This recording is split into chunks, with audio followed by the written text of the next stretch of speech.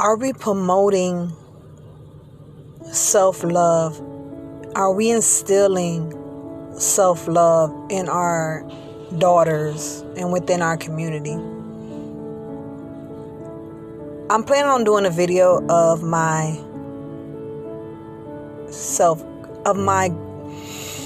childhood growing up. A lot of my decisions go about a lot of my decisions were made because of this topic that I decided to bring forth: self-love. As parents, as women, as mothers, as sisters, as daughters, we are responsible to teach our children to love themselves. And I know that some of us think that that's what we're doing, right? We tell them how beautiful they are, and we tell them how precious they are, right? In some cases, not many parents do that at all. They just kind of go day to day, right? But self-love starts before that. It starts with the way you, as a woman, as a mother yourself, carries yourself. One of the examples I want to bring up is, if you look at our community, right? We, as Black people, we tend to gravitate towards things that are not natural to us. And what I mean by that is, we'll use the hair as an example. It is no problem with having extensions and wanting to make your hair a little fuller, or you want to try a new look.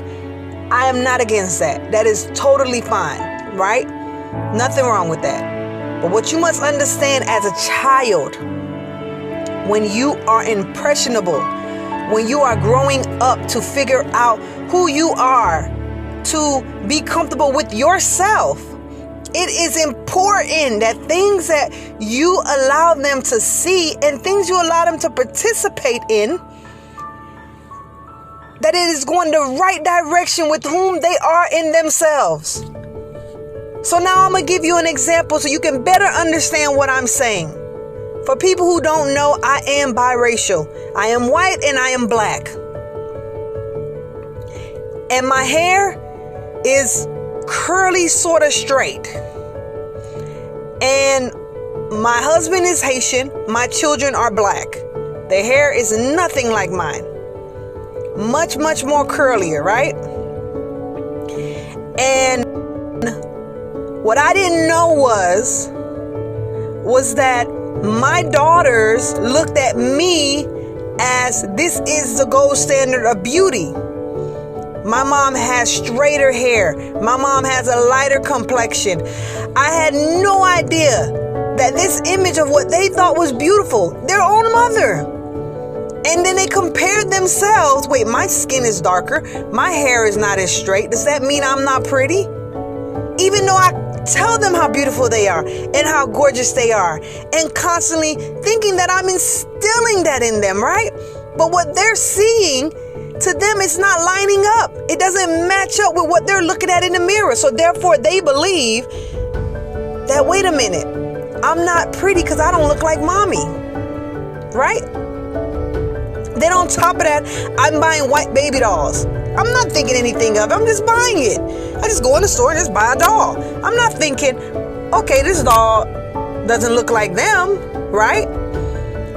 More and more being instilled in them and not realizing it. So when I say that, it is more than just what you tell them.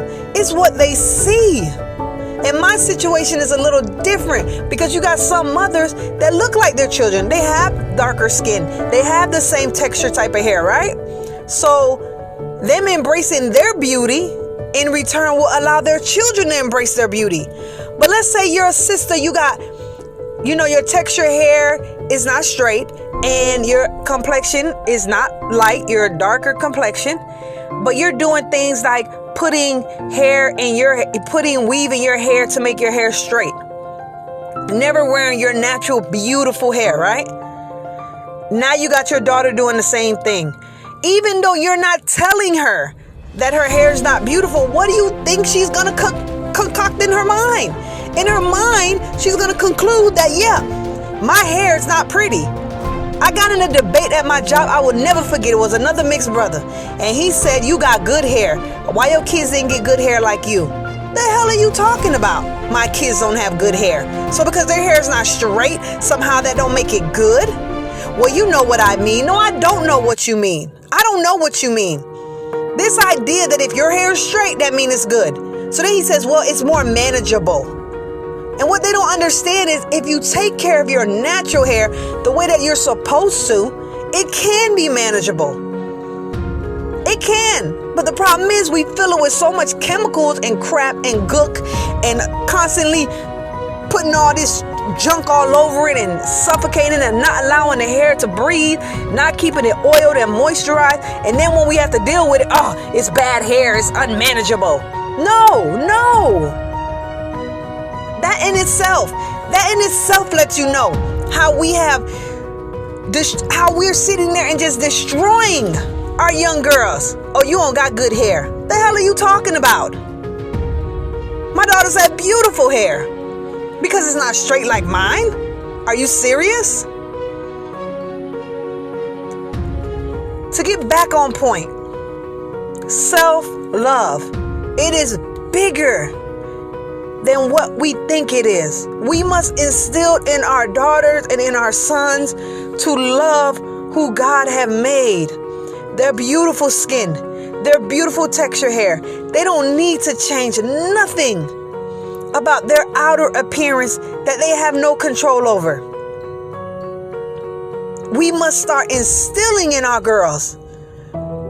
We must show them by example and not by just our words. We must be that example to them. When my daughter sat there and told me, Mommy, I want my hair to be blonde because blonde girls are popular in school and they're the prettiest. This is my black daughter telling me this. My heart was crushed. And I was so ignorant and I didn't understand. I didn't understand the damage that I was causing, thinking I'm a good mom. I tell her she's beautiful. I encourage her dreams. I constantly allow her to be in certain activities to promote growth. I'm a great mom. I feed her, I protect her, I guide her, right? But not knowing, unknowingly, doing little things that I'm not paying attention to. These are the things that we must do. We must live an example for our children. Do you know how much money Black America spends on extension and on perm and on straighteners and all that junk? We're talking about $1 billion, trillion company. This is the money that they're making on us. And when you go in our communities and you see where they're buying this stuff from, it ain't from Black people. They're not buying this stuff from Black people. They got other people coming from other nations and set up shop in their communities and rob them of all their money. Meanwhile, we're just continuing that type of mentality in our daughters and in our children and not realizing that we're promoting self-hate. This is what we're doing. Now, you can disagree with me. You can say, no, that's not what's happening. We're not promoting self-hate. No, not at all. But I can tell you from my experience, this is what we're doing. Love your skin. Love your hair. Love who God has made you to be because it is beautiful. And let's start as women showing our children that we need to be an example for them. We need to live that way and show them and stop trying to cover ourselves up with all this fake hair and fake lashes and caking our face up with makeup and shooting our butts up. It's ridiculous. It's ridiculous. And the thing is, it's nothing wrong if you want to put makeup on. It's not. None of these things are bad in itself. But we have consumed ourselves with it to the point where we are unrecognizable. As a people, you cannot even recognize that person anymore. We talk talk about moderation. What's wrong with a cookie? Nothing wrong with having a cookie every now and then. But if you ate cookies every single day your entire life, what will happen? You will become obese. You will get diabetes. You will end up having health issues. Then you will hate the way you look because you're uncomfortable in your skin because you have all this extra weight. So now we got hate, emotional, mental distress now. So we can't have cookies every day, right? Well, that's the mentality we must have with all these things. We are losing ourselves. We're losing ourselves. I pray that we can come together again as a people and do better for our children. If not ourselves, for our children. We must have self-love. We must love that beautiful skin, that natural hair. We must love ourselves because God has given us a wonderful gift. When He made you special, unique. He knows every hair on your head. You are precious. You are beautiful. We must know these things.